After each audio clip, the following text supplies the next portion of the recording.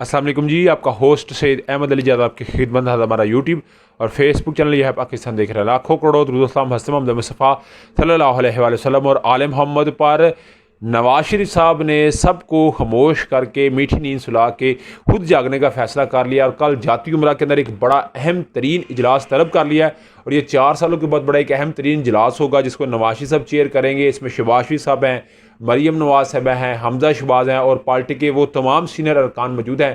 इसमें तजियाकार ये बात कहते नज़र आ रहे हैं और मेरी भी डेफिनेटली ये नज़र होगी कि कौन इसमें आया है और कौन इसमें नहीं आया। जो नहीं आएगा डेफिनेटली नाराज़गी का इज़हार है, क्योंकि पहला इजलास है। तो उसमें आप मुल्क के अंदर जो हैं उनको तो कहा गया, जो बैरून मुल्क थे उनको भी बुला लिया गया कि आप भी फिल फौर जो है पाकिस्तान पहुंचे और कल का जो इजलास है उसमें अपने शिरकत करनी है, जिस इजलास के अंदर बाकायदा तौर के ऊपर आइंदा के लाहे अमल सियासी तौर पर देखा जाएगा, किस तरह नवाज शरीफ साहब को आगे लेकर निकलना है और इंतहाबी मंशूर को देखा जाएगा और जितने हमारे प्रोजेक्ट हैं वो कहते हैं उनकी किस तरह हमने रूनुमाई करानी है। और वो जो था मुझे क्यों निकाला और वो था कि बयानिया ये वाला जो था मुझे क्यों निकाला वाला और वोट की इज्जत दे वाला, क्योंकि आप जानते हैं मुझे क्यों निकाला, इसमें तो हीन अदालत भी है, तो इससे कैसे आपने आपको पीछे लेके आना है। तो ये डेफिनेटली मुंह से निकले अल्फाज हैं और गिरा लगी हुई है, अभी मुंह से खोलनी पड़ेगी, मगर खोलनी तो है ना।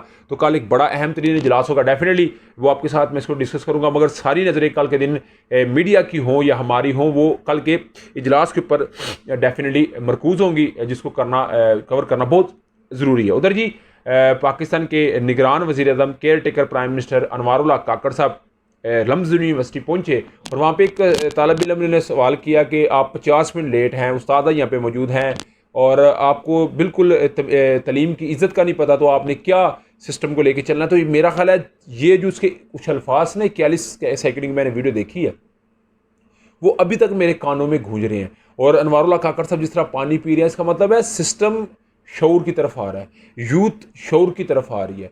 हम जैसे नौजवान और हम जैसे कई जो नौजवान हैं वो सवाल करते हैं और अनफॉर्चुनेटली पाकिस्तान में सवाल करना भी एक जुर्म है, मगर सवाल फिर करते हैं और फिर उसका जवाब देना बहुत ज़रूरी होता है।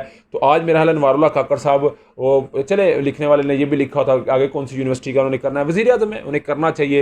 और डेफिनेटली उन्होंने वहाँ पे कोई सियासत की बात तो नहीं करनी, इलम के फैलाव की अगर बात करें तो डेफिनेटली उन्हें स्कूल क्या, कॉलेज क्या, यूनिवर्सिटी क्या, हर जगह उन्हें विजिट करना चाहिए। मगर चीफ इलेक्शन कमिश्नर मौजूद थे और इस वक्त जो ज़राए कन्फर्म कर रहे हैं कि नवाज शरीफ साहब और अनवारुल्लाह काकड़ साहब की खुफिया मुलाकात हो सकती है। और उस मुलाकात के जो मदरजात हैं वो ये हैं कि आप जानते हैं कि अनवारुल्लाह काकड़ साहब ने भी रजू कर लिया है नैब की तरमीम में सुप्रीम कोर्ट में। अभी सवाल करने वाले ये सवाल कर रहे हैं कि अनवारुल्लाह काकड़ साहब ने क्यों पीपल्स पार्टी की रेफर को रिलीफ चाहते हैं देना, क्यों नून लीग को रिलीफ देना चाहते हैं, हालांकि उनके ऊपर तो कोई केस ही नहीं, जो उनका केस था वो तो नैब ने ऑलरेडी उन्हें ऑफ कर दी हुई फाइल। तो ये क्यों हो रहा है? तो ये एक बहुत बड़ा जो है वो सवाल है कि वो एक साइड की पार्टी की हिमायत करते हैं या नून लीग की करें या पीपल्स पार्टी की, मगर इसका मतलब है सारे ही इस वक्त मिल के इस सिस्टम को जो है चूना लगाने की बात कर रहे हैं। 2 नवंबर को डेफिनेटली सुप्रीम कोर्ट ने कहा हुआ था कि 90 रोज़ में इंतखाबात करवाए, मगर नहीं करवाया। तो चीफ इलेक्शन कमिश्नर ने भी जवाब नहीं जमा करवाया, हुकूमत ने जवाब भी जमा नहीं कराया, जो कि ज़ायदुल मियाद है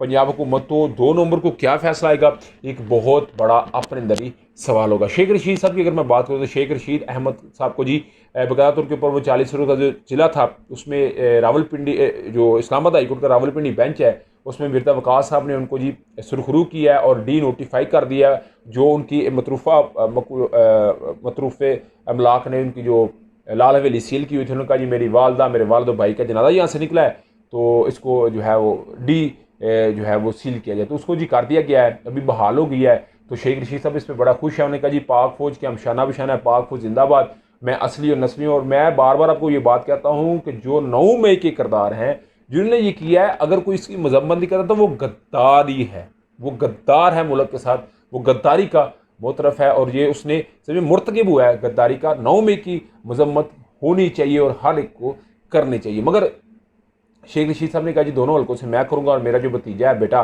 राशिद शफीक शेख वो भी सिर्फ बिजनेस को देखेगा। तो अभी तक का व्लॉग था, अभी तक की अपडेट थी। व्लॉग की वीडियो पसंद है सभी चैनल को लाइक सब्सक्राइब अपने दोस्तों शेयर कर लीजिएगा। नेक्स्ट वीडियो के लिए होस्ट को यदि अल्लाह।